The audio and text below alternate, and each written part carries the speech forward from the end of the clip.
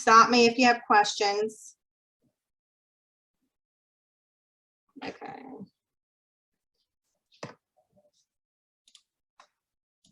All right, so chapter 11, we're going to talk about, so mainly the whole time in this course, we're talking and doing entries as if you're working for a corporation. And a lot of times corporations have stock. It doesn't have to be a publicly held company to have stock. You can have stock, even if you have a corporation and it's just a few family members, they will put an investment in of cash and trade it off for stock. So anyway, this chapter is going to focus on the issuance of stock and also paying out the dividends. So we have a corporation, and there are some advantages to having the corporation. I know a lot of people, talk about the double taxation because you're taxed on the income and you're also taxed on the entity, but there are some advantages to having the corporation. So the corporation is a separate legal entity and has its own rights. So a lot of people like that aspect of it. You also have limited liability and you can transfer your ownership rights. It continues on. A lot of times with partnerships, if you're in partner with one person, if somebody dies, you have only so long before you have to change the name and re-register the partnership. There's some exceptions to that depending on how many partners there are. But if you just have one other partner and they die, you have to change the name. So with the corporation, you don't have to do that. It can continue on. And anyway, so it makes it easy to issue the stock to get money. Same thing as a bond. Maybe you want to do an expansion, or you're looking to invest in some new equipment and you don't want to get a loan from the bank, you can issue stock. And if you own stock, there's common stockholders, there's also preferred stock that you can buy. But the thing about a stockholder is they get the opportunity to vote on different things. You'll get that in the mail, and then you'll also see, like, if it's a large company, you may get something in the mail that will ask if you're okay with, like, signing over your right to vote for something. So if you have stock in something like Walmart or something like that, you may get something in the mail that you can fill out. All right. So once you own stock in the company, you will get dividends. So the way that it's regulated is they want you to release some of the retained earnings unless you're saving for a project. If you have retained earnings, they want you to pay your stockholders, so at least a portion of that money back. If you're looking to expand or you have a project that's going to cost a lot of money, you can withhold some of the retained earnings to build up in order to use that money to invest.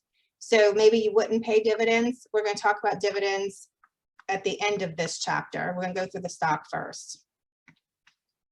Okay, so common stock. So common stock we issue, we can issue it, we sell it, and we have to make sure that we understand certain things we'll go through in the homework with when you release this, the sale of the stock, there could be an actual certificate. Sometimes they're not doing that any longer, but you used to get a stock certificate that showed that you had ownership in that corporation. And depending on how you were issuing the stock, you could issue common stock or preferred stock. There are some additional classes, but you can also have multiple. So it just depends on how you want to set it up. You can set it up different ways. There's a par value. We talked about the par value of the bonds. Yeah, we're going to have a par value of the stock as well. And we also can sell for premium and discount. So there's going to be two things you'll see on that equity. You'll see that common stock or preferred stock, and then you'll also see paid in capital for the common stock or paid in capital for preferred stock. And then you'll see your retained earnings. That's what's going to be under your equity section. All right, I wanted to look a little bit at the common stock, and this is just a little example before we get into examples in the homework.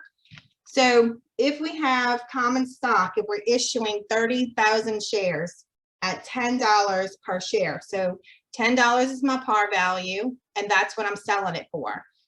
It's the same price. If that happens, when you do your journal entry, you're selling stock and you're going to receive cash, or potentially you could receive another asset. You could receive land in trade for the stock. You could receive some type of equipment, vehicles. So it doesn't have to be cash to invest into the corporation. You can have another asset that you trade for the stock, and it's an investment into the corporation. The corporation can use that asset. In this case, we're receiving cash. When we receive cash, it's a debit. It's our asset. So we're going to debit cash 300,000 and credit common stock for 300,000 because it's the same price. Par value is $10. We sold it for $10. The next one, we can sell par value at a premium. So we issued 30,000 shares at $12, and it's the $10 par value still. So I have a $10 par value, face value of the stock, but I'm selling it for $12 per share. So when I receive the money, I'm receiving 12 times 30,000, which is 360,000 in cash. My credit, when I put it on the books, I want to make sure my entry for the common stock is the price of the par value, not the price that I sold the stock for. So my credit for common stock is the 10 times the 30,000. So you get 300,000 for your common stock, and the difference between the cash and the common stock price of the par value is your paid in capital in excess of par, is how it reads. So you would have an account set up for that. Okay, so that's going to be 60,000. Any questions on the stock? We'll get into the difference between common stock and preferred stock a little bit later. It goes into the preferred stock after we do the dividends. Okay, so the dividends is what we pay to our stockholders from the money that we've made over the course of the last few years. So let's say we've been in business for 5 years. Maybe we didn't do a dividend in the first 5 years, and this next year we're going to issue dividends out. It will be a return on the investment. So people are invested in your corporation and they own stock. A lot of times they expect that they're eventually going to get a dividend. So we will return some of that retained earning or that current year profits. We'll return that back out as a dividend. And we'll walk through on the examples what that looks like.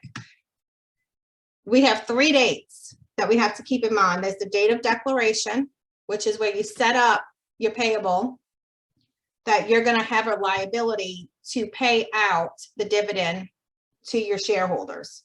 So remember, on the date of declaration, you will have to make an entry. Then we have the date of record. We don't do an entry for that. And then we have the date of payment. So on the date that we declare we're going to make the payment out, we set up the liability. On the date that we pay it, we clear that liability off the books. Okay, so we have stock dividends that can be small or large. So a small stock dividend is 25% or less of the issuing corporation's previously outstanding shares. And then we have the large, which is greater than 25% or less, or higher of the outstanding shares. So it's going to be more than that 25%. Okay, we also have stock splits. So let's say you own 10 shares in a company and they decide they're going to split and do, we have 1 stock, you're going to split into two stocks, then you'll have 2 shares at that point. Now, it doesn't change with money, just the earnings per share will change when you do the calculation. But now you'll own 2 shares in the corporation.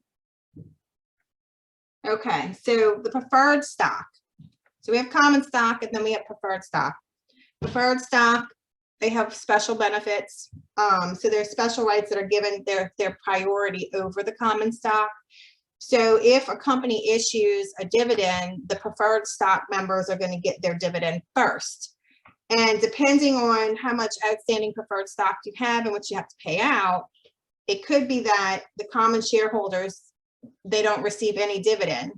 So the preferred stock also has allocation of the dividends before the common in two different ways.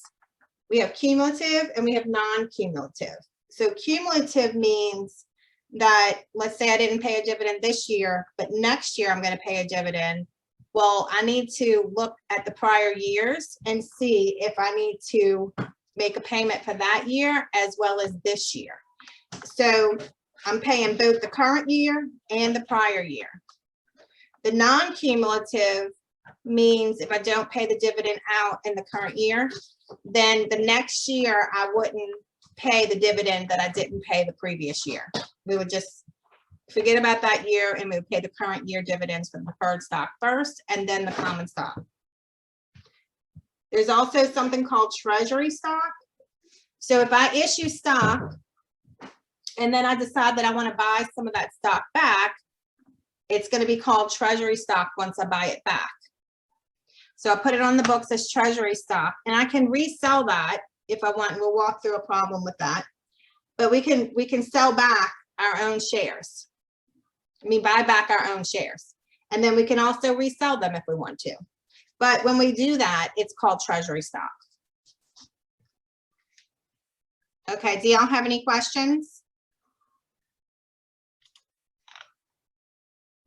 We're good? Let's look at number one. Yes. Okay, you have a question? Are you good? No, we're good. I'm good. You're good. Sorry. Okay. All right, so number one.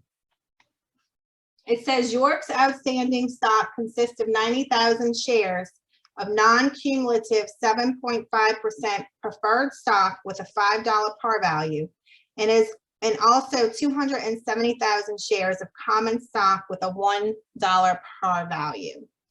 During its 4 years of operation, the corporation declared and paid the following total cash dividends. Okay, and they list out the amounts for you for each year. And now sometimes they may pay out and it's not enough to cover all the preferred stock in order to give money to the common stock.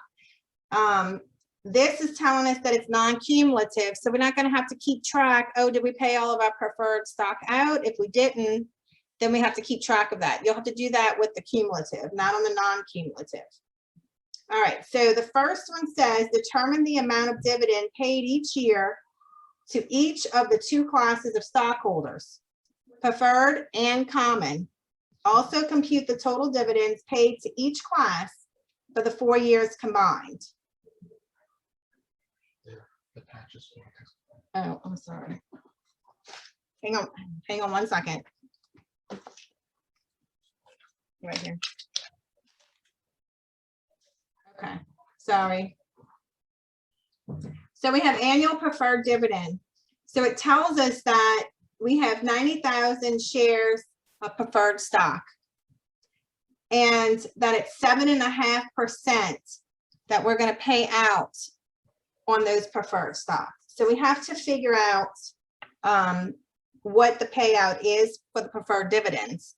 So in the first part, you have a table that you have to fill out. The par value is stated in the problem, $5, so you put that in. The dividend rate is the 7.5%. The dividend per share, so we're just going to take that $5. Let me see if it has it down here. No, it doesn't. The $5 times the 7.5%. So you can figure out what it is per share. So it's 0.375 cents. Okay, we understand why we did that calculation. It's $5 par, and we're going to pay out 7.5% of that for preferred stock.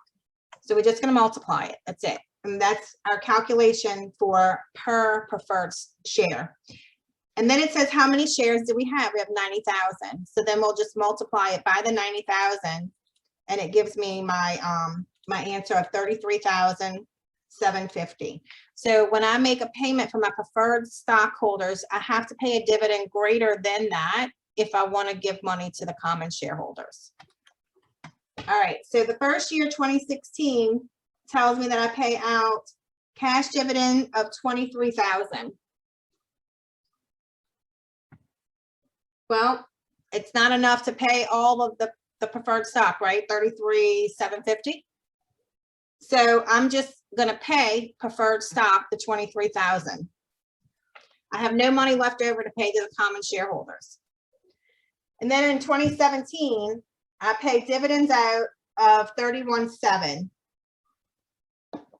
Again, it's less than the preferred dividend that we figured out. So all of the money is going to go to preferred, and nothing's going to the common shareholder. 2018, we have 235,000. So what we want to pay first is preferred, the full amount, 33,750, and the remaining will go to the common shareholders.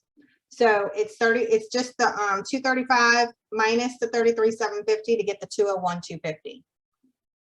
The next year, 2019, I pay out 385,000. So we do the same exact thing. We pay the preferred first, the 33,750. The difference goes to the common shareholders. So that's easy, right? Because we don't have to worry about what's accumulating for the past 2 years that didn't get paid out to the preferred shareholders. We don't have to go back and do that because it's non-cumulative. The next example is going to be using cumulative. So again, same table. We have to figure out what is that preferred dividend going to be. First year is 23,000. Well, we didn't have enough to pay it all out. So we're going to start keeping track of what wasn't paid out. So when we have enough money to issue, we're going to make sure that we go back and we pay them for those previous years. So 23,000 is paid to preferred, and the difference, it's a dividend in arrears at year end. So we're going to show the difference between the 33,750, which is the total dividend for preferred stock, and what we actually paid out. So the difference is 10,750. And then the next year we have 31,700. That is the declared dividend to be paid. Again, it's not enough. We're short $2,050. So the $2,050 is going to get added to what was outstanding from the previous year. So you take the difference from the current year and you add it to that 750 from the previous year, and you get your 12,280. I did a math and just make sure. Yeah, 12,800. Sorry, I think I said 280. 12,800. All right, so the next time when I pay out, if I have enough money, I'm going to pay that and the regular preferred dividend, which is what happens the next year, because we're paying out 235,000. I'm paying this 12,800 first because that's the old stuff, and then I'm also going to tack on the current year 33,750. So they're going to get 46,550. The difference is going to go to common share. The next year I pay out 385,000. I've already paid off all the old arrears. So now I just pay the current year 33,750, and the difference goes to the common shareholders.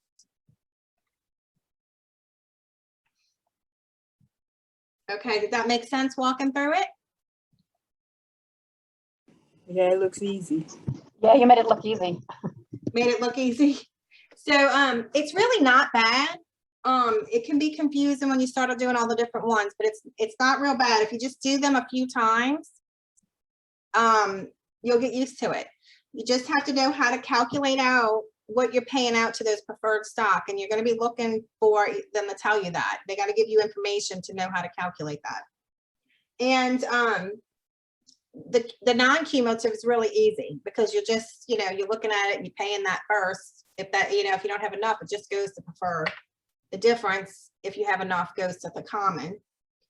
And with the cumulative, you just have to remember to keep track of what wasn't paid out and then pay that out. And sometimes the example may be not, not like this, where the next year you can pay the whole thing out. It might be that, if you had a dividend that paid out, let's say, so we had to pay out $46,550. Let's say they only did a dividend of $40,000. Well, you would pay that $12,800 and then whatever the difference is between that 40 and the 12,800. So they would, all the money would still go to preferred, but you wouldn't have enough money to clear everything to pay for the common. So you could have an example like that where it goes another year where you just have some money to pay out on the arrears. Maybe you can't pay all of it out. Okay, so let's look at I think number 5.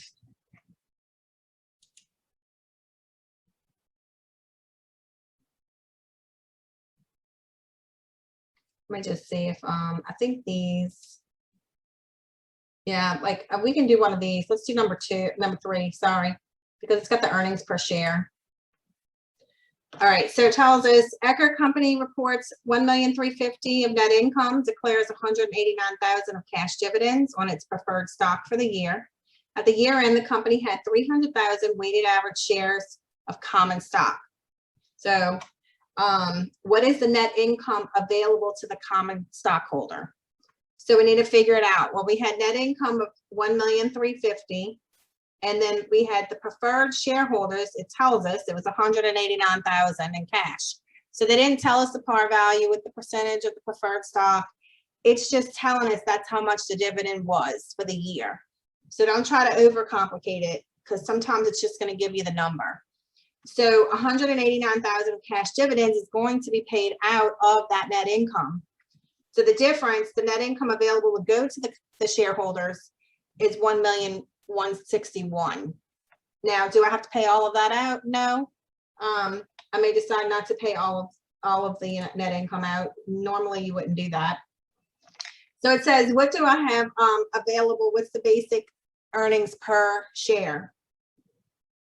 So I'm doing net income available to the shareholders. We just calculated that from part A.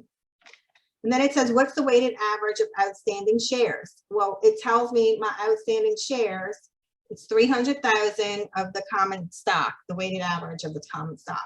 So that's the number I'm going to use here for my weighted average. So it's going to be the net income that's available for the common, and then it's going to be divided by the common shares, which they gave me, 300,000.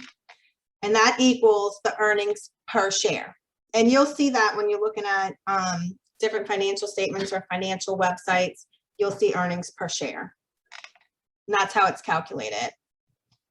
So that's your $3.87.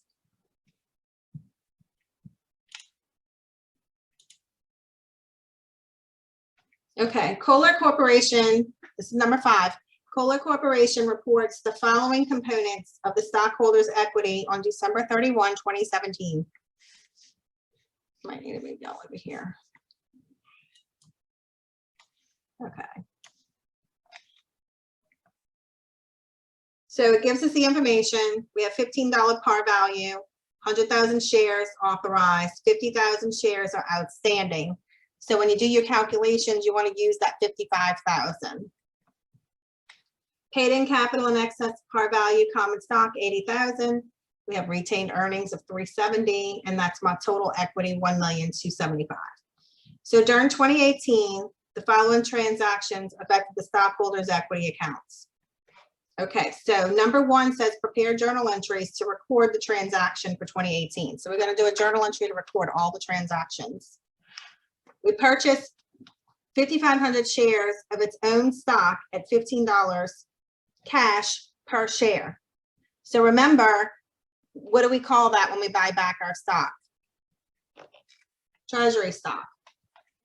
So on January 1, when we purchased the 5,500 shares for $15 per, we're just going to multiply 15 times the 5,500 to come up with the 82.5. We know we're paying that out, so we know that's the credit side.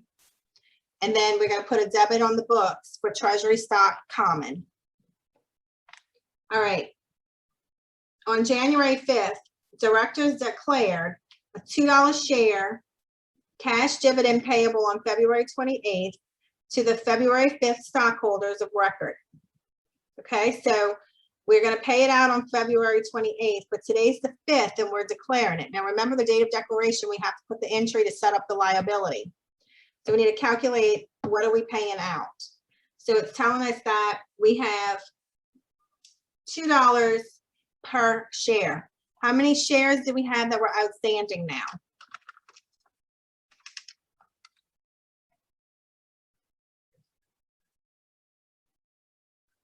Let's see, we started with 55,000 that were outstanding, issued and outstanding. And how many do we buy back? 5,500. And then we're declaring $2 per share. Okay, so we got 55,000 shares outstanding, but then we bought 5,500 back, so we have to subtract that and come up with the, I think it was 49.5. That's what gets multiplied by the $2. You want to use what's outstanding. So once you purchase them back, they're not outstanding any longer. Okay, so 55,000 minus 5,500 and then times it by the $2. So when I record it, I'm recording my debit to retained earnings for $99, and I'm setting up my liability. It's called common dividend payable credit for $99,000. Now that's going to stay on the books until I make that payment on February 28th. So it's saying to the February 5th stockholders of record. So that day of record, we're not going to do anything. It's not until we pay out. Okay, so February 28th, when we pay, now we're clearing the liability. So we're debiting the payable, 99,000, and we're crediting cash because we're paying it out. That one's an easy one. July 6th, we sold 2,063 of the treasury shares at $19 per share. So now I'm taking my treasury stock and I'm going to resell it. So I'm reselling the 2063 times $19 per share. So I just multiply that together and I'm going to collect $39,197. Now the treasury stock is telling me is $15 par. So when it says, let me go back, here it is. Okay, so cash is what I'm collecting. My treasury stock common, I only want to take that off for the amount of what it was, and then the difference is going to go to paid in capital. So let me go down here and see if it has a calculation for you. So here we go. Treasury stock common, 2063 times the 15. So the $15 comes from the information that the problem gave you. So you have 2063 times 15 is 39.45. So that's how much the treasury stock is. The difference between the 39 and the 30,945 is going to be the paid in additional capital. Does that make sense? And they did it a little bit different. They broke it down by the shares. So we know it's $15, but we sold it for $19. So the difference is $4. And that's why they used the $4 times the 2063.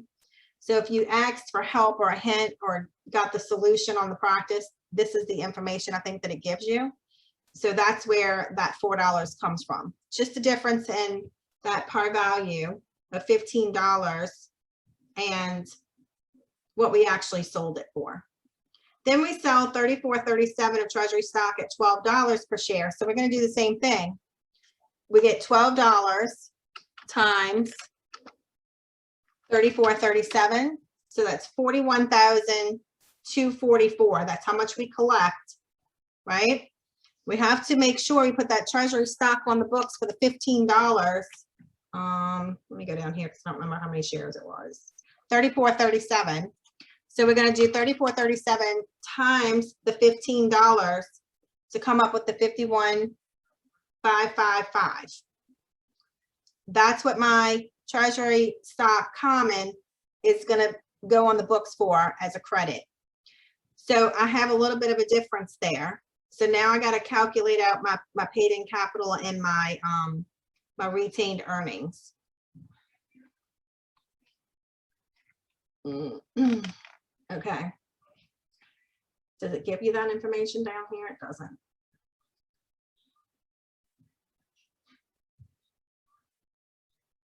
Doesn't tell you. Okay. So the reason why they're debiting the paid in capital treasury stock, the 8252, is because that was the additional money that we had collected on the previous transaction. So you're going to clear that first before you clear your retained earnings or put towards your retained earnings to reduce it. So since I sold the treasury stock for a gain previously, I'm going to use that first. So I'm debiting the paid in capital treasury stock for 8252.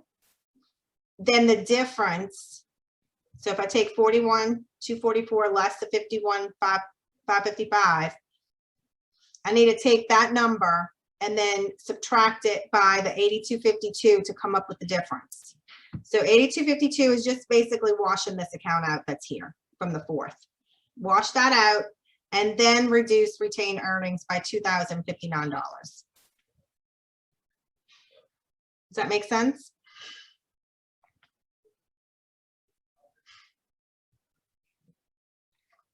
Okay, September 5th, directors declare a $2 per share cash dividend payable on October 28th to the September 25th stockholder of record.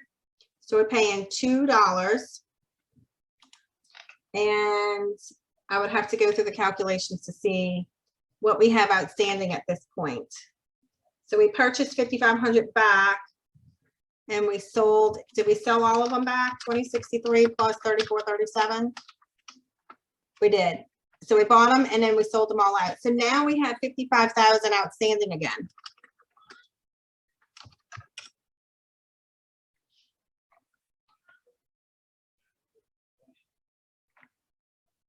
So we're doing $2 per share. Right here, $2 per share. On 55,000 outstanding, so we have 110,000. And that 110,000, we're going to go against the retained earnings. So that's going to be our debit. And then the credit goes to common dividend payable because we're setting up the liability because we declared that we're going to make payment. So we've got a credit for 110,000. On October 28th, we make the payment. So we pay in the declaration. So we're going to clear off the payable by doing a debit to the payable account for 110 and credit cash 110,000. And then it says we close the 388,000 credit balance from net income in the income summary account to retained earnings. I can't remember if I had given homework earlier in the one of the earlier chapters with the income summary account. What that is it's a clearing account to close all of your expenses and your income. I don't remember if I had given a problem for you to do that, but that's what the income summary is. So you're clearing off your net income, you're clearing all your expense and your income off of that current year, and you're rolling that amount of the net income into your retained earnings, less your dividends. So the 388,000 debits income summary because that's income. So since it's income, remember when we do our entries for the income, it's a credit balance, right? We credit income. So when we close the accounts, if you make money, you should end up, the net should be a credit balance on your books. So you're going to have to debit the income summary account in order to clear it because it should be sitting there with a credit. If it's sitting there with a credit, then you've made money. So the income summary is debited 388,000, and we're rolling it into retained earnings, and it's going to stay there until we make payments out. And we start a new year fresh, and all of our income and expense accounts have zero balances. So we credit retained earnings for 388. You're crediting retained earnings, that means you've made some money for the year. Okay, number 2 says prepare a statement of retained earnings for the year end. Now, we had done this a little bit in the beginning with the retained earnings. I wanted you to know how to calculate that. This is going to be just a little bit different. So we're going to start with our beginning balance. The beginning balance is given to us up here at the top. It says retained earning is 370,000. So retained earnings 370,000. We're going to add income. So here's 388,000. That was my income. So I have 758,000 less my dividends, 209,000, what's declared, less treasury stock reissuance of $2,059. Let me see, this is going to be for 2018. Yeah. Okay, so then I'm left with my ending balance. So it's the beginning balance of retained earnings plus my net income less my dividends gives me my ending balance for retained earnings.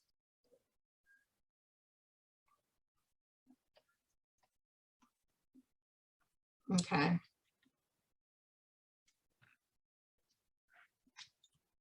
Let me see where it says it's declared. Just trying to figure out.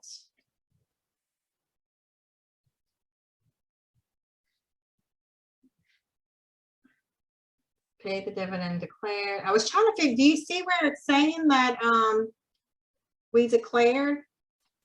Let me see where I wanted to see where this 209 was coming from here. I must have to add them up.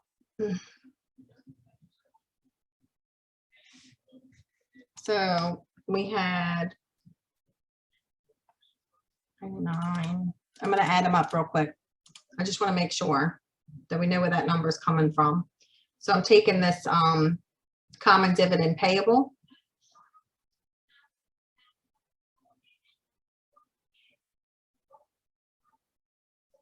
Common dividend payable 110. There it is. Okay. So if I take on the 5th, we declared $2 per share of the outstanding at the time, and we had 99,000. And then you want to look for the next time you do a dividend where you declared it out. Right here, your common dividend payable.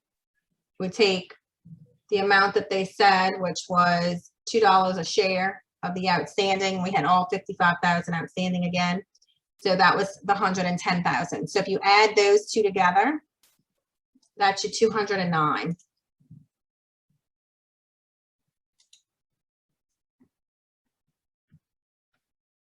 And then right here, the retained earnings from your treasury. So remember, we had a gain here, and then we wiped it out when we sold them for less than what that par value was. That's just a wash. So the only thing that hit our retained earnings was the $2,059. And that's what they're using over here. So that's where those numbers come from. Number 3 says prepare the stockholders' equity section of the company's balance sheet as of December 31, 2018. So we want to see what the equity section looks like. Remember, on our balance sheet, it'll have assets. A lot of times it's on the left, and then on the right will be your liabilities and then your owner's equity. So it's assets will equal the liability plus the owner's equity. So we're just looking at the equity section. So we're going to have common stock, $15 par value. And how many did we have outstanding? We had the 55,000 outstanding, I think. Yeah. So that's the 825,000. Wants to know what did we have that we received as paid in capital. You can go back and look over here to see what you have for paid in capital common. Right here it tells us 80,000. Make sure you don't have any entries that have paid in capital for your common stock. Okay, so we have 80,000, and then total contributed capital, you just add them together. Retained earnings, we just calculated that over here, $546. I mean, 546,941. And so I get my total stockholders' equity. So we did some journal entries to record it. We looked at treasury shares. We also have paid in capital. We're doing a retained earnings calculation. And then we're looking at the equity section on the balance sheet. You don't have any questions on that?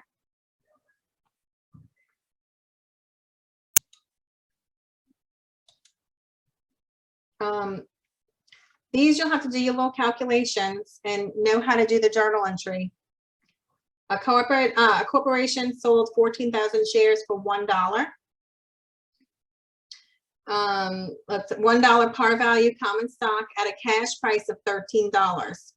So my par value is $14,000. The difference between what I sold them for, 13 times the 14,000, so I'm getting 182,000. Of that, when I do my credit, I have to credit the common stock only for the 14,000. The difference of 168,000 would go to paid in capital common. So that's what you're looking for. So this one says a debit to paid in capital in excess. It's not going to be a debit, it's going to be a credit. So that's incorrect. And it's also showing the whole thing, which is 13 times the 14,000. We're going to debit cash for 14,000. No, we didn't get 14,000. We got the 182,000 because we sold it for $13. Credit to common stock for 182. We can't do that because the par value is $1. So the credit to common stock is going to be 14,000. And then we have a credit to common stock for 14,000. Well, that's our answer. Paid in capital in excess of par as a credit is correct, but it's not going to be 196,000. It's the 168, which is the sale price, which is 182 less the 14. So these, you know, just little simple calculations to figure out and know how to do your journal entry so you understand it. Not too bad. It's about a corporation, I think. Okay, some more journal entries. These are a little easier than the ones that we did. Again, just looking to figure out how you calculate your preferred stock. Treasury stock again. This is your earnings per share, which we did. That's your retained earnings statement. We just did one of those. Okay, so I think we're good for chapter 11. You'll have any questions before we move on to chapter 12? Okay, chapter 12, we're going to go over a statement of cash flow. So we'll have 3 financial statements. Usually it's going to be your income statement, balance sheet, and statement of cash flow.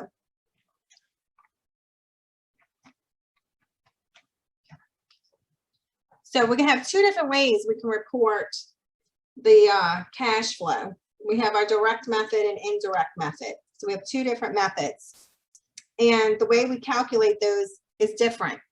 But basically what you're doing is you're still breaking down your cash spending to see the flow of the cash and to figure out where am I spending the cash? Is it on my operations? Is it on my investments? Or is it on my financing? That's your 3 categories. It also tells you like where you're obtaining your cash. If there's a change in the cash value through the year, you'll be able to tell where those changes are. And then it tells you the difference in the net income and your cash flow. So remember, we're using the accrual method. So we're not going on the cash basis of accounting. We're doing accrual basis of accounting. So we will have some transactions that are expense that we didn't have cash. Remember, we talked about prepaid entries, or adjusting entries for prepaid. So prepaid means we spent a bunch of cash, maybe for an insurance policy for 2 years, and I'm not recording that lump sum that I paid out as an expense. I'm setting it up as a prepaid expense, which is an asset. And over the period of time, I'm expensing it as I go. So when I make those entries to expense them, it looks like my net income's low, but that wasn't because of cash.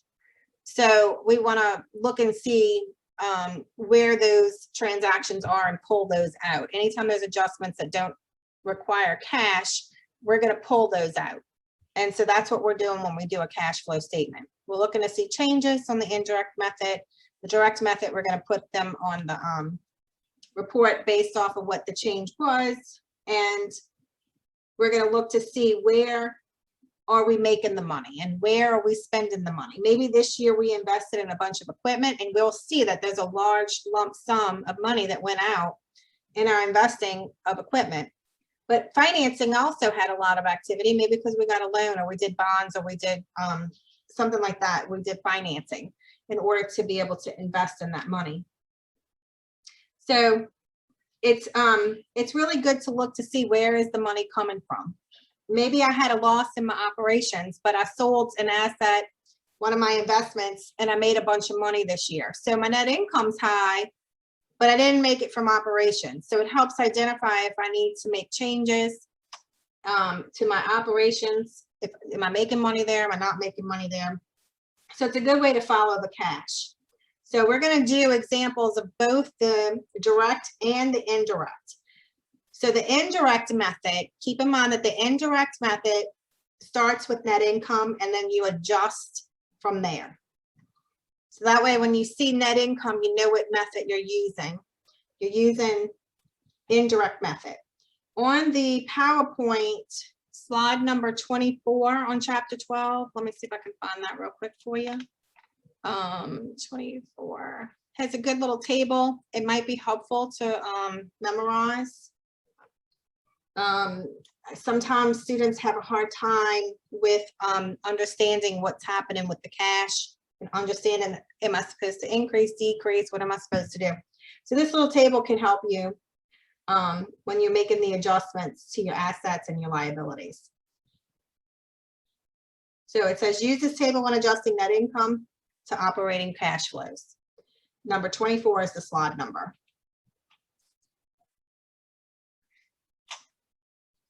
Okay, I'm gonna bring the homework back. And we're gonna do,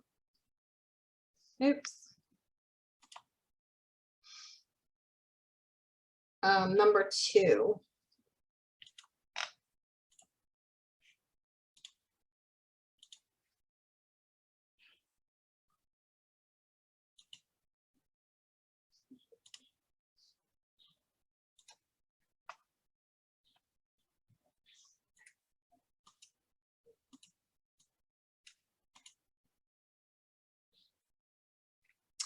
So lead company reports the following information. Use the indirect method to prepare only the operating activities section of the statement. So remember I said there's 3 categories, but we're only going to be looking for operating activities. Okay, so we're doing indirect method. So we know we need to start with this net income. Okay. So we have cash flows from operating activities, that's our title. And then it's going to be net income first, 485,000, they just gave us that. And then it says income statement items not affecting cash. So we have a depreciation expense of 88,000. Now remember, depreciation is something that we're expensing over a period of time. We're not spending cash on that equipment each month. We've already spent the cash when we maybe bought the equipment or bought the building. So now we're expensing a little bit each period, calling it depreciation expense. Well, it's not cash. It's reducing my net income because it's an expense. I didn't spend cash, so what I need to do is add that back in. Since I didn't spend cash and I've reduced it because it was an expense, I reduced my net income, I need to add that back in. So I have depreciation of 88,000. It's telling me I have gain on sale of machinery. Well, that's cash coming in, but it doesn't have anything to do with my regular operations of my business. It's something that I sold. It's, something that happens every so often. It's something that is not part of the operating activities. So I want to take that out of my net income because it increased my net income, right? Because it was a gain. So I need to reduce it by that amount. So I have my gain on machinery, 21,800, and I'm going to reduce it. And then it says I have an accounts receivable increase of 45,200. What happens when we sell something on credit? What does our journal entry look like? We're debiting an asset. It's either going to be cash, accounts receivable, right? So they're either going to give me cash now or they're going to put it on the account and pay me later. So I have a debit to accounts receivable. What's my offset? My offset's that sale. And so that increases my net income. Well, I need to take that out because I didn't collect the cash yet. So I'm reducing by 45,200 because my receivables increased. Hopefully that makes sense. The receivable increased because I sold something. That income's in my net income, but I did not get the cash yet. So I need to reduce the net income by that 45,000. Then I have a prepaid expense decrease of 14,700. So prepaid expenses, we've already paid for it.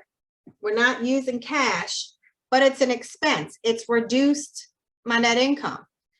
That's why I need to add it back in.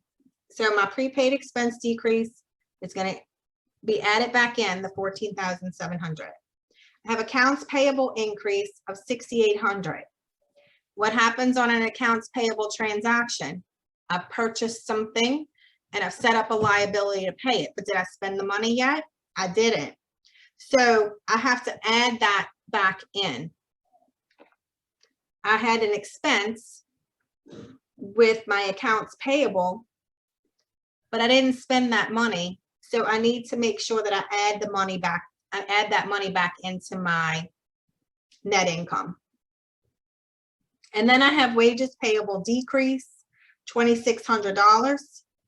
So the wages payable is decreasing, the payable is decreasing, meaning that I've paid something out because the payable is decreasing. So when I pay my payable, it's decreasing.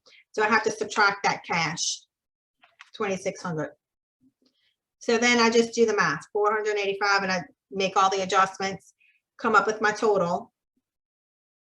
And it tells me net cash provided by operating activities, and you have 524,900.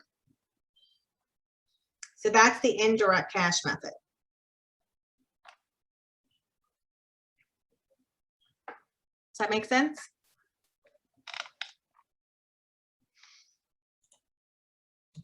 Number 3.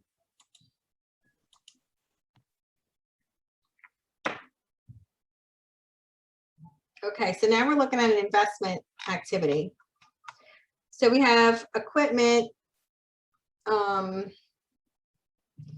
equipment with a book value of 81,000 and an original cost of 160,000 was sold at a loss for 34,000. So I had a loss of 34,000. It has a book value of 81,000.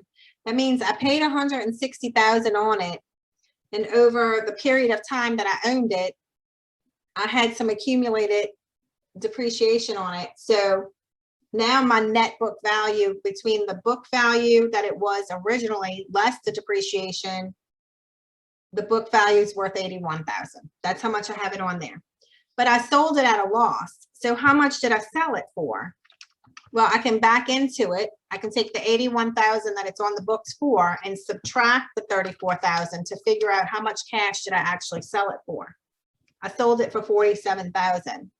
So my first entry is cash received from the sale of equipment, 47,000. Now 47,000 comes because we're backing into that number. We sold it for 81,000, we had a loss of 34, so I need to reduce it so I can figure out what did I sell it for. If it said I had a gain of 34,000, well, then I would add to the 81,000. I would say 34,000 plus the 81 to figure out what I sold it for. I paid 115,000 cash for a new truck. So I went and bought a new truck. Must be a really nice truck for 115,000. So I need to reduce the cash by the 115,000 that was spent. So I have my cash for the new truck, and I'm decreasing by the 115,000. Sold land costing 325,000 for 410,000 cash, yielding a gain of 85,000. Well, how much cash did I receive? 410,000. So I need to increase it by the 410. So cash received from sale of the land, 410,000.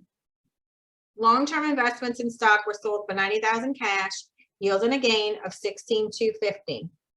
So again, I received $90,000 in cash. So I'm going to put that on. I'm going to add it in, do the math, and it says net cash provided by investing activities, 432,000.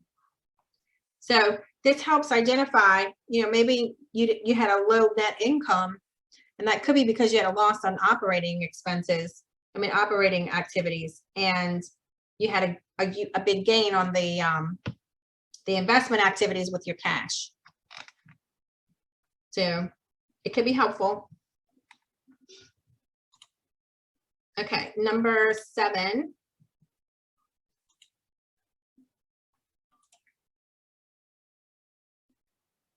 So we're looking at a comparative balance sheet. Comparative meaning we're comparing one year to another year. So we have 2017 and 2018. Okay. Use the above balance sheet and income statement to prepare cash provided from operating activities section by the direct method. So cash flows from operating activities. So we're going to look for receipts from sales to customers. See if it does the math down here. Here we go. All right. So we're going to look at receipts from sales to customers. So we're going to look at our sales, and we're going to look at our accounts receivable, how it decreased. So that's why you have to have the comparative statement so you can see what the difference is. So you're going to be looking at your accounts receivable here. So you have 51,000 and it decreased by 41,000. So right here is the math, 51,000 minus the 41,000, the 10,000. So we're going to add that to what my sales were. So I'm going and looking for my sales on the income statement. So here's my sales, 488,000. So that's my receipts from sales to customers, 498,000. Do you understand why we had to take the difference and then add that?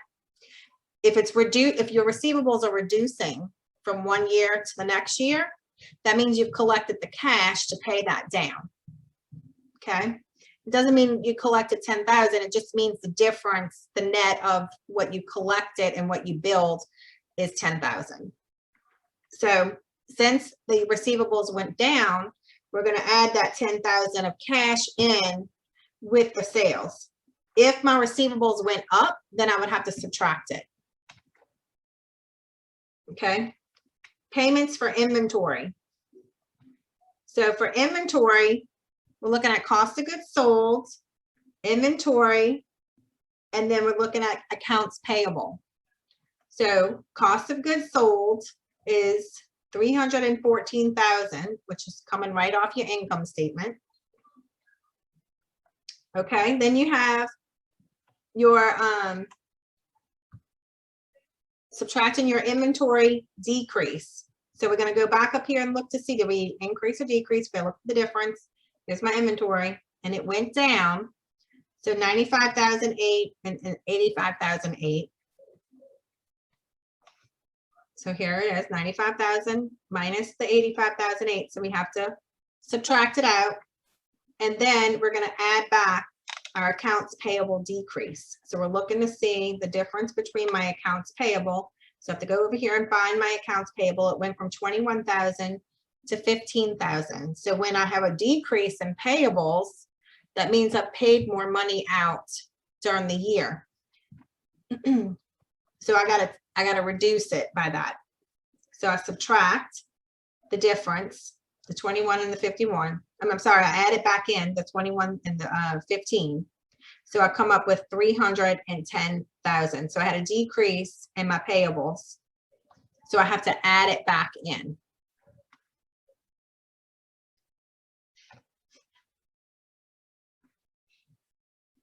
Okay, 310. So I'm taking that and I'm taking that and decreasing.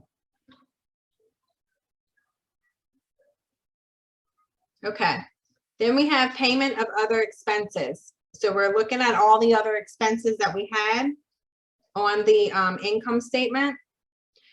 We're not going to include depreciation because we're not spending money on the depreciation.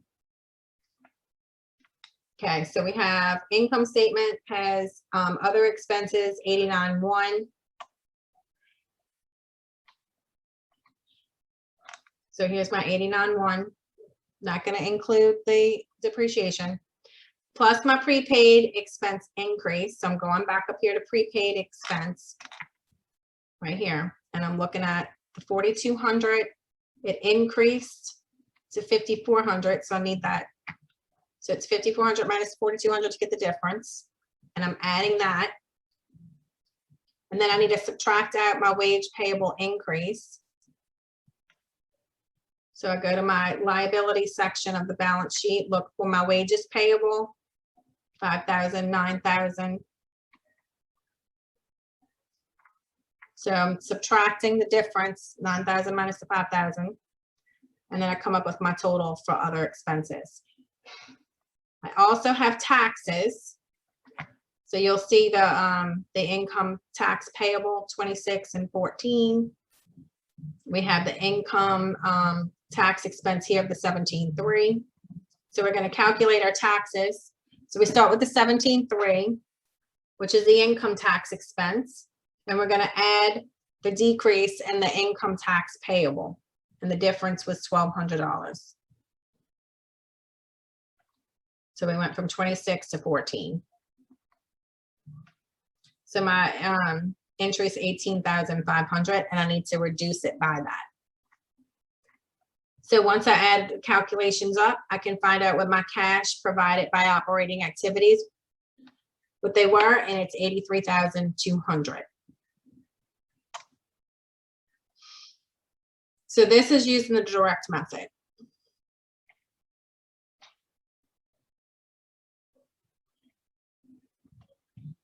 So we use our accounts payable, wage payable, income tax payable.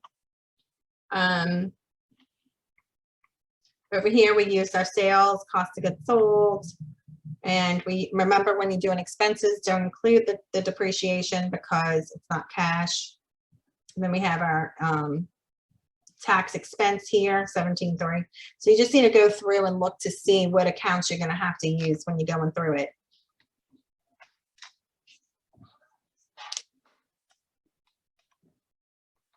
Do y'all have any questions on that?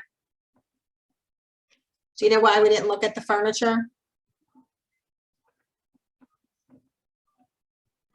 Because it's an asset.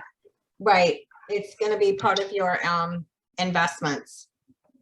So we only want the operating activity. That's why we didn't bring it in.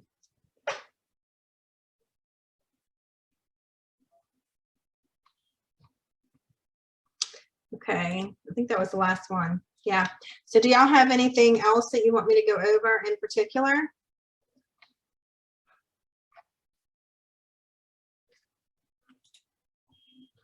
No, ma'am.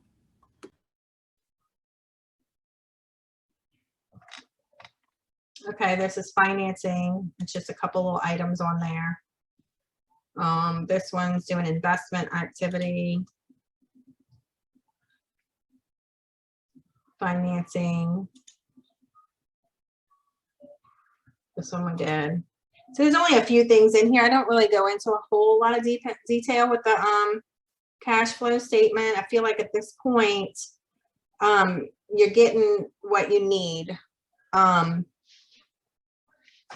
to move forward in your accounting classes. You're being exposed to the cash flow statement, both methods, and have a few examples with that. But there's, it's hard when you have, the two chapters that you're coming out of, your bonds and your common stock and your preferred stock, and trying to wrap your mind out around all of that. I tend to keep it a little easier on the cash flow statement.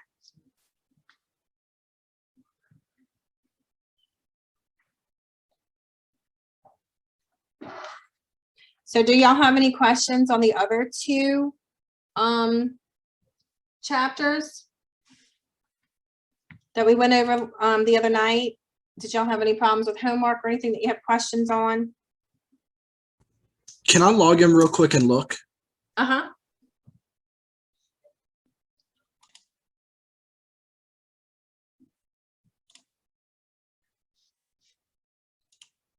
Okay, can you see the screen?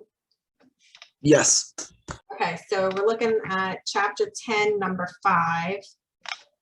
Hillside issues 1.2 million of 8% 15-year bonds dated January 1, 2018 that pay interest semi-annually on June 30th and December 31. The bonds are issued at a price of $1,036,935. Okay, so I'm issuing them at a price less than the bonds. So I know that that's going to be a discount on the bonds. So I know that that's what I'm dealing with. Okay, so in January 1, it says do a journal entry to record the bond issuance. So I sold the bond for $1,036,000. So I'm going to do my debit for cash that I received of the 1 million. The bond payable has to go on the books for that face value. So it's the 1,200,000, 1.2 million. That's my credit. The difference is the discount, and it's going to be a debit.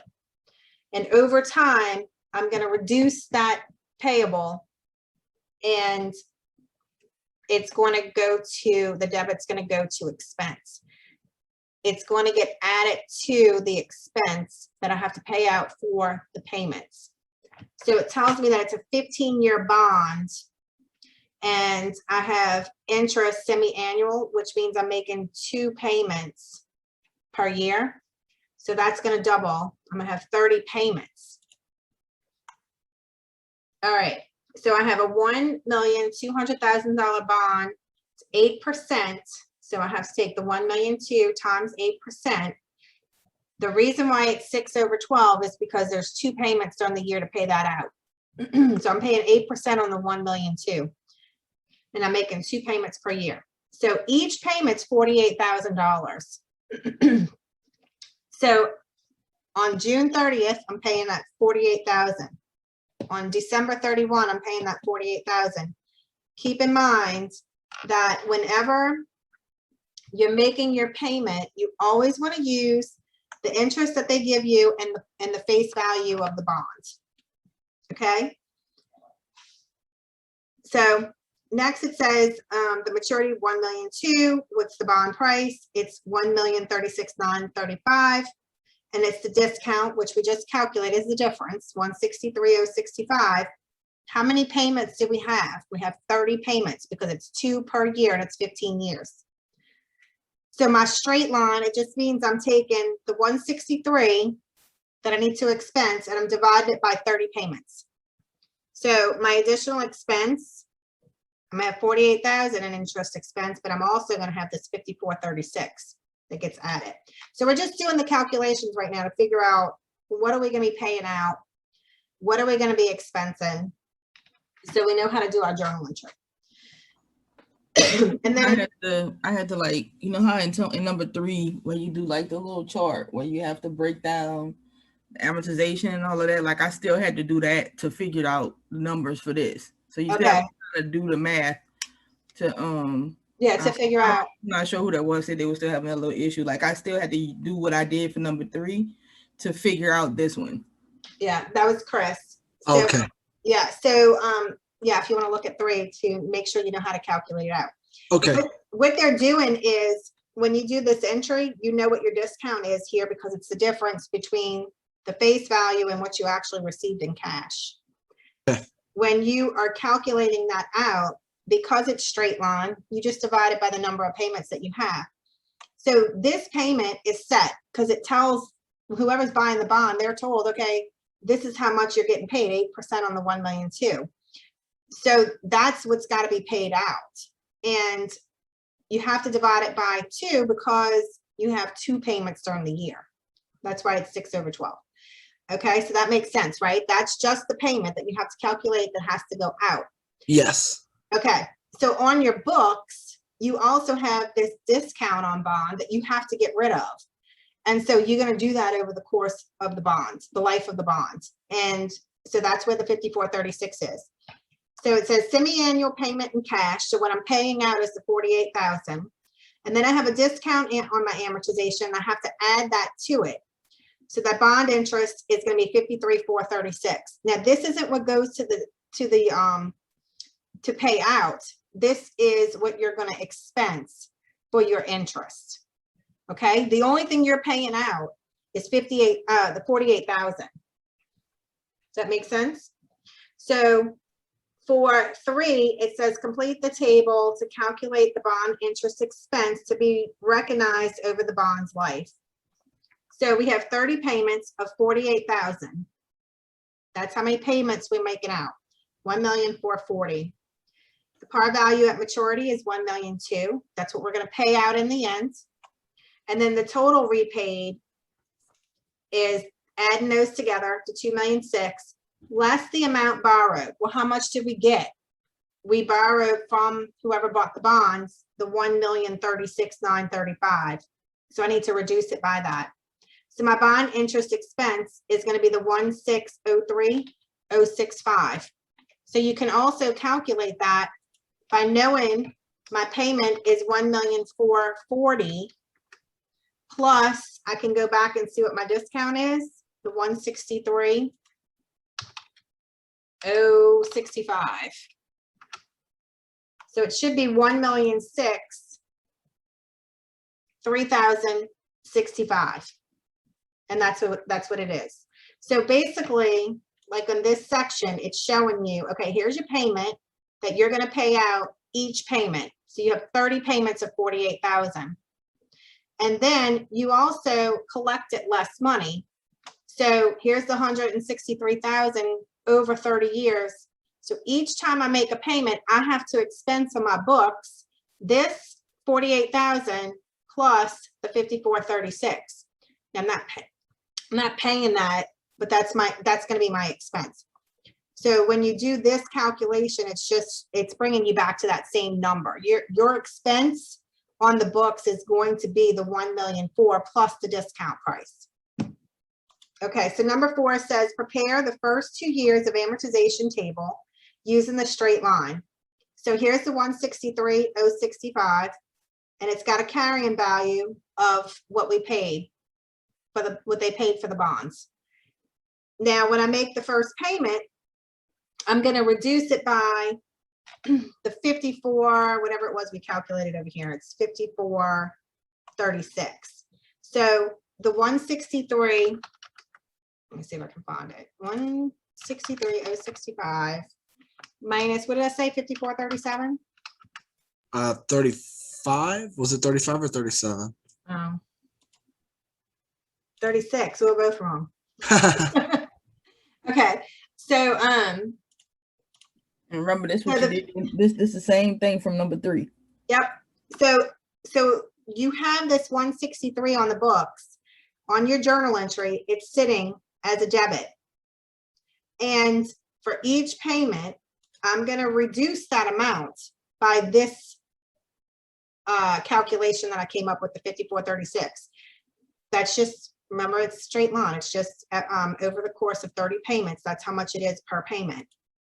So each time I make a payment, I'm going to reduce by that 54.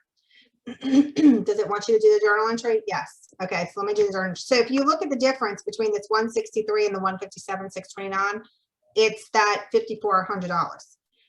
Again, same thing. It keeps reducing as you go, and your carrying value keeps increasing. So in the end, your carrying value is just going to be the 1.2. Eventually, this whole thing will be gone, and the only thing left in the books is going to be your bonds payable 1.2 million. That's what's getting paid out. So you pay out 48,000 twice a year for 15 years. And in the end, you're going to also pay back the 1.2 million. So when we do our payment, remember I said you want to add them together, the 48 and the 54. So my bond interest expense is 53,436. It's the two added together. But am I paying that? No. The cash is only the payment, which is the 8% of the 1.2 million. So my payment is 48,000. That's my cash going out. But I'm also reducing that discount on bond payable, which is sitting as a debit. How do I reduce it? I got to do a credit. So each time I make a payment, it's going to look like this. Every single time. 30 payments, my entry is going to look like that. So that's why you have June 30th and December 31, and they both the exact same thing. Because it's straight line, the payment never changes that goes out. It's always 48,000. And each time you make the payment, you have to reduce it by that $5,400. Does that make sense?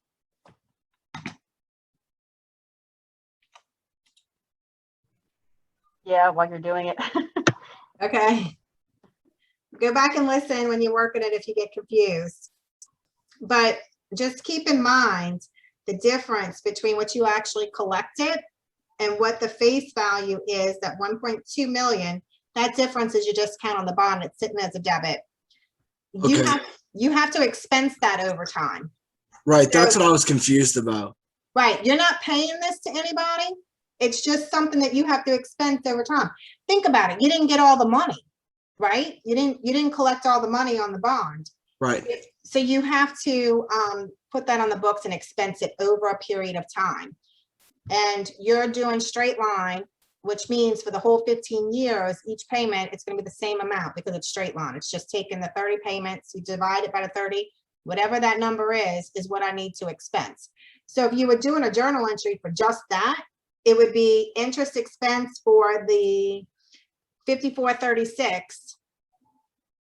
And then I'm crediting the discount on the bond to reduce this account. That's just one part of what's happening. The other part that's happening is this top section where I'm making the actual payment, the 8% of the face value of the bonds. That's the cash that's going out. So when I do my entry for that one, it's also going to be bond interest expense 48,000, cash 48,000. So instead of doing two entries here, but two debits to say bond interest expense 48,000, bond interest expense 5436, they just added them together. That's all. There's two things happening. One is reducing that difference that you didn't get, and one is the cash payment that's going out. They both get expensed.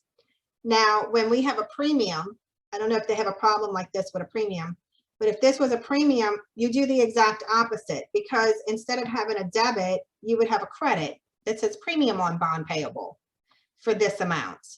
So then each time you do an entry, you would have to do a debit to bond payable and credit. Number six was the only one with the premium. Okay, so number 6. So well, let me finish telling you real quick. So since I know the numbers, so 5436 is gonna have to be a debit every single time, because I would have a credit sitting here, right? For a premium on discount. I mean, a premium on bond payable. So in order to reduce it over a period of time, I have to do a debit, which means I'm crediting my interest expense. Well, I still have a payment going through, and my payment going through is going to be that 48,000. It's going to go to interest expense and cash. Well, I can do the net. So instead of doing a debit for 48,000 to interest expense and a credit for 5436 to interest expense, I can net them. And so then I can just do one entry. So instead of being the whole 48,000, that number is going to be reduced. So my expense over time is going to be less than those payments because I'm reducing it by the money that I collected up front in the premium. So let me see, you said number 6. So here's the premium. Let's see. 8% 5-year bonds with a par value of 600,000. The bonds pay interest on June 30th and December 31, so 2 payments a year. And they're issued at 651,181. See, I sold it for more, so that's a premium. How much more? 51,181. So what am I going to amortize over the life of those payments? 51,181. So what are my payments going to be that I have to make every June and December? I have to calculate that out. So I'm going to have 10 payments of 24,000. Where does that come from? My face value of the bond, the par value, 600,000, multiply it by the 8%. I don't know if they show it. Here it is. 600,000 times the 8%, and then I divide it by 2 because I have 2 payments. So I'm going to be paying out 24,000 on this 5-year bond, which is 10 payments. So 240,000. Par value at maturity is 600,000. So the total repaid is going to be 840,000.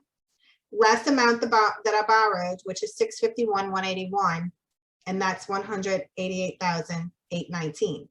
Now, remember that I said on the other one, you're looking at what was the difference, and you were adding it to your payments because you sold it at a discount.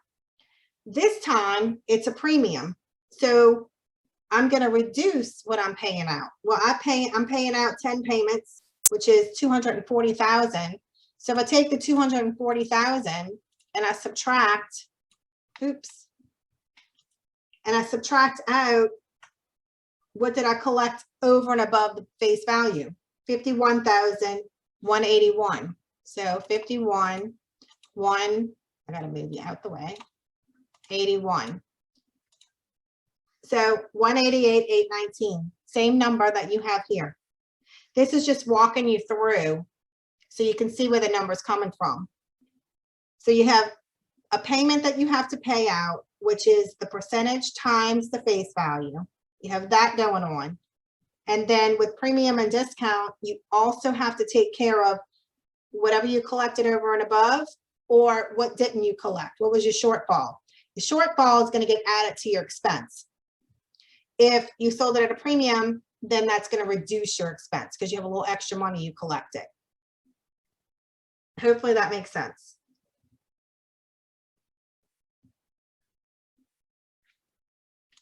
The problem is the journal entries for 5 and 6.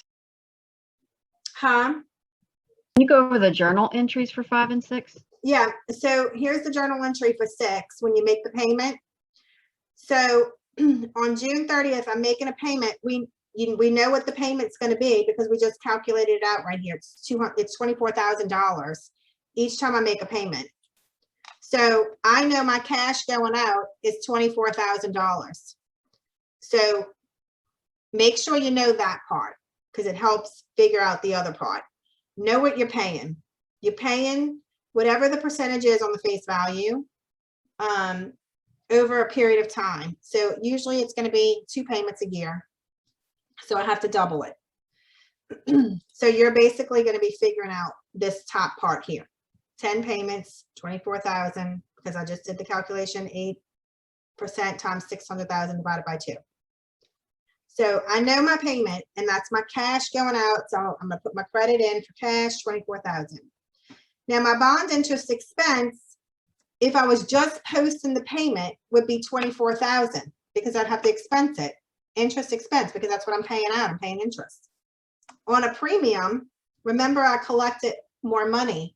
So I collected this $51,000 over the 600, right? It doesn't, does it do the table? It doesn't really do the table like the other problem did.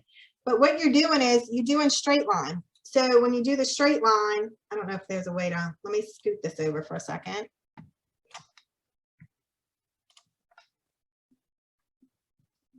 So we're doing straight line. So I collected 51,181 over the 600, right? So I got the 600 plus I got this. I'm gonna have 10 payments. So I need to figure out a straight line, and I'm just gonna take it and say, okay, I'm just gonna divide it by the 10 payments. So I'm doing the 51,181 divided by 10. So they probably just did an even number. Let me make sure on the homework. 5118, so 51,181 minus 46,63. Yeah, they just rounded. You round it up on Connect. So that answer is 51,118. So all I'm doing is taking the 51,181 and divided by 10. $5,118. So I know that each payment that I make, I need to reduce the bond premium. And what did I say? The bond premium is a credit or a debit. When we book it, it's going to be sitting on the books as a credit for the full amount. How do I reduce it? I have to do the opposite. So I'm going to have to debit with each payment. Okay, and it's going to be for this amount. So that at the end, there is no more credit for 51,000. It's reduced each time. So when you look at your table on this page, it's number 2, you can see the unamortized premium was starting at 51,000, and I'm reducing it as I go all the way down to 0. My carrying value started high, and I need to reduce it as I go, and I'm going to be left with the 600. So when I do my journal entry, normally I would have a 24,000 on this particular one. My payment is 24,000. Well, I know I'm paying cash out on that, so I'm crediting cash for 24,000. I'm debiting interest expense because I'm paying interest for 24,000. I'm also trying to get rid of this 51,000 here, right? So let's look at it in 2 separate entries. So if I have a credit premium on bonds sitting there for 51,000, I have to debit that so I can reduce it over time by that 5180. So I'm gonna debit my premium on bonds by 5118. And my credit, so normally on a discount, I would have a debit to expense. But because my expense isn't as high because I got some extra money in the front. So now I'm going to credit interest expense, 5118. So if you look at it, here's one part of the entry. Here's the second part of the entry. What they're doing on Connect is they're combining this and this to do a debit. So instead of debiting 24,000, you reduce it by the 5118. So when you book it, it should be this 18. Let's see. This 18,882 number is just the 24,000 less the 5118. So they combined the 2 entries that I just did. That makes sense. Okay, good. So you have the bond interest expense of the 18, the premium on bond, which we saw in the entry of 51, and then the cash is also going out for 24.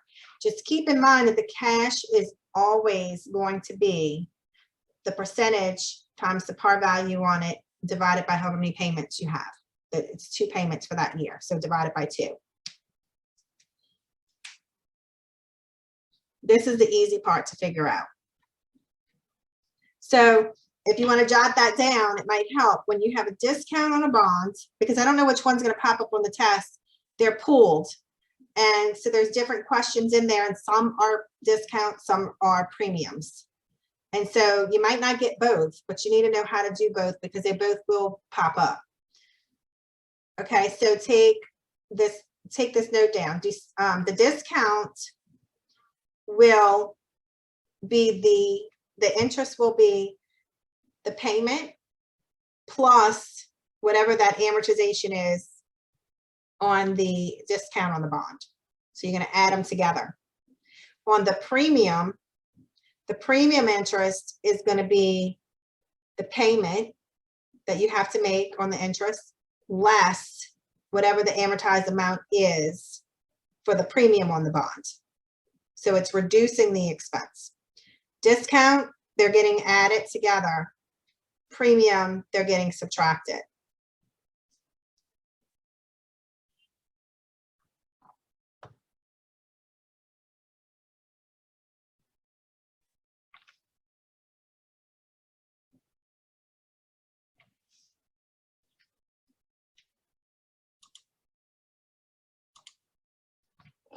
Does that help? Yes, thank you. Okay.